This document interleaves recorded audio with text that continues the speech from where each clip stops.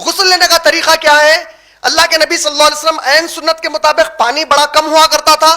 آپ نے حکم دیا سیدھے ہاتھ سے پانی کا برتن لو, ناف کے نیچے کا پورا حصہ بائیں ہاتھ سے دو, سیدھے ہاتھ سے پیشاب کی جگہ کو ہاتھ لگانا حرام ہے, نہیں لگانا بولے محمد صلی اللہ علیہ وسلم. سیدھے ہاتھ سے پانی ڈالو, بائیں ہاتھ سے پوچھ لو, اچھا یقین کر لو کہ کوئی دھبا یا غلاظت آپ کے جسم کو لگی ہوئی باقی نہیں ہے. اس کے بعد کیا کریں گے آپ؟ وضو بنائیں گے. کس حد تک وضو بنائیں گے؟ صرف پیروں کو چھوڑ کر باقی کا پورا وضو بنائیں گے, مسح کرنے تک وضو بنا لیں گے. اس کے بعد پانی لیں گے, سر کے سر کو 2 حصوں میں ڈیوائیڈ کریے, right and left. Right side سے 3 بار پانی ڈالیں گے, پھر اس کے بعد لیفٹ سائڈ سے 3 بار ڈالیں گے, پھر شولڈر پہ سے ایسا ڈالیں گے کہ سامنے اور پیچھے کی طرف پانی گرنا, 3 بار ادھر 3 بار ادھر ڈالیں گے. یہ جب ہو جائے گا تھوڑا پیچھے ہٹیں گے, اپنے پیروں کے اوپر پانی ڈال لیں گے آپ. اس کو آپ بڑا وضو بھی بول سکتے ہیں, اس کو غسل بولتے ہیں. سمجھ گئے؟ غسل عام طور پہ کب کرنا ہے بولا میں؟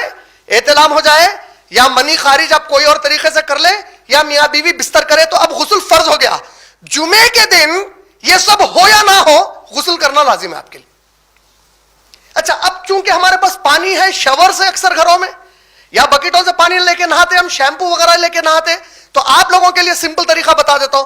پہلے جو آپ لوگ شیمپو سے, سوپ سے, جو بھی یوز کر کے نہاتے نہا لو, پوری باڈی جو جس طریقے سے ہمیشہ کرتے کر لو.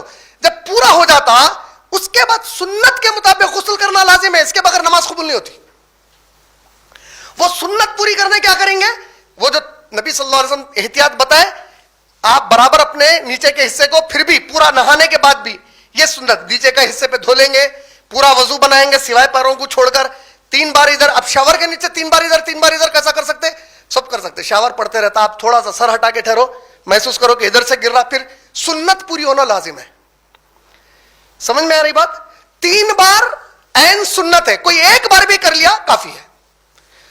اس کے لیے غسل ہو جانے کے لیے اور اس کے لیے طہارت سے ہو جانے کے لیے 1 بار بھی کرنا کافی ہے, لیکن سنت کا اجر نہیں ملتا پھر. اور 1 بار کو عادت نہیں بنا سکتے, کیونکہ نبی صلی اللہ علیہ وسلم 3 بار کا حکم دیے ہوئے ہیں. 1 بار میں بھی ہو سکتا, کب ہوگا وہ؟ پانی بہت کم ہے, مشکلات میں ہے, پانی اتنا زیادہ نہیں ہے, تو سمجھ میں آ رہی بات. لیکن کاہلی سے کر رہے, جان دے بھائی پانی میرے کو نہیں پسند ہے, نہیں تیرے کو پسند کے واسطے پانی نہ ہو نہیں بولے. اللہ کے نبی کا حکم ہے نہانا ہے انشاءاللہ, پانی گرم کر کے کنکنا کر کے جو بھی نہاتا. مرد بچوں کو چاہیے کہ کنکنا وارم واٹر ہوتا نا, اس کو ایوائڈ کرنا. ہمارے جو ٹیسٹیکلز ہوتے ہیں جہاں سے اسپرمز پروڈیوس ہوتے, وہ آلریڈی ہماری جو باڈی کی ہیٹ ہوتی سائنٹیفکلی اس سے زیادہ ان کا ٹیمپریچر ہوتا, جو اسکروٹم ہوتا آپ کا, اس میں آپ گرم پانی نہائے تو اس سے ٹیسٹیکلز کو لاس ہوتا, جس کی وجہ سے آپ کے ریپروڈکٹیو سسٹم کی, آپ کے سیمن پروڈکشن کے اوپر اثر پڑ سکتا اس کے بعد. تو مرد بچوں کو احتیاط برتنا چاہیے, گرم پانی زیادہ نہیں نہانا چاہیے. تو یہ مختصر سی بات. تو جمعے کے دن کلیئر ہو گیا آپ لوگوں کو؟ عام دنوں میں یہ 3 بیسک کنڈیشن ہے غسل لینے کے. جمعے کے دن آپ کو یہ کچھ ہوا نہیں ہوا کی اہمیت نہیں ہے. جمعے کو نبی صلی اللہ علیہ وسلم بولے نہانا ہی نہانا جمعے کی نماز کے پہلے. تو نہانا کیسا؟ وہ خالی صابن لگا لے کے نہیں نکلنے کا ہے. ویسا تو اپن آج کل بلیوں کو بھی نہلاتے, ویسا نہیں. ایک شرعی طریقہ بتایا گیا, اللہ کے نبی طریقہ سکھائے. یہ طریقہ جو نبی سکھائی ہے کس کا طریقہ ہے؟ نبی کا طریقہ, حکم اللہ کا ہے ایسا ہونا میرا بندے کا غسل بول کے. وہ ذہن میں رکھ لیجئے انشاءاللہ. اس کے بعد جب آپ نکلیں گے پانی نہا لے کے, ذہن میں رکھنا وہ غسل لینے کے بعد اب وضو کی ضرورت نہیں ہے آپ کو. وضو بڑا وضو ہو گیا آپ کا, پھر بھی کر لیتے ٹھیک ہے. اب وہ مسلکی اختلاف میں نہیں جانا چاہتا. شرعی طور پر آپ کا غسل ہو گیا, اس کے بعد وضو کرنے کی ضرورت نہیں. پھر بھی آپ کرنا چاہ رہے ہیں ٹھیک ہے, کر لو, اب آپ کی مرضی.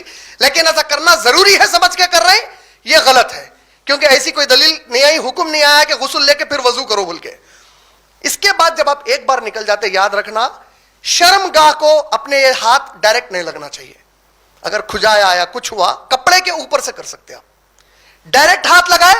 اب آپ کا غسل نہیں ٹوٹتا, اب خالی وضو ٹوٹتا, وضو بنا لینا پڑے گا. پھر ہوا خارج ہوئی آپ کی غسل لے لینے کے بعد, تو کس حد تک محمد صلی اللہ علیہ وسلم حکم یہ دیے, جب تک کہ آواز نہ آئے یا بو نہ آئے تمہارا وضو نہیں ٹوٹتا. بولے آواز اور بو یہ شرط رکھی گئی, جس کو ہم لوگ عام زبان میں پاد بولتے یا ہوا کا خارج ہونا بولتے.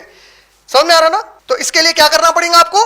آواز اور بو, یہ 2 چیزیں آئے تو اب آپ کا وضو ٹوٹ گیا, پھر وضو بنانا پڑتا آپ کو. سمجھ میں آ گئی بات؟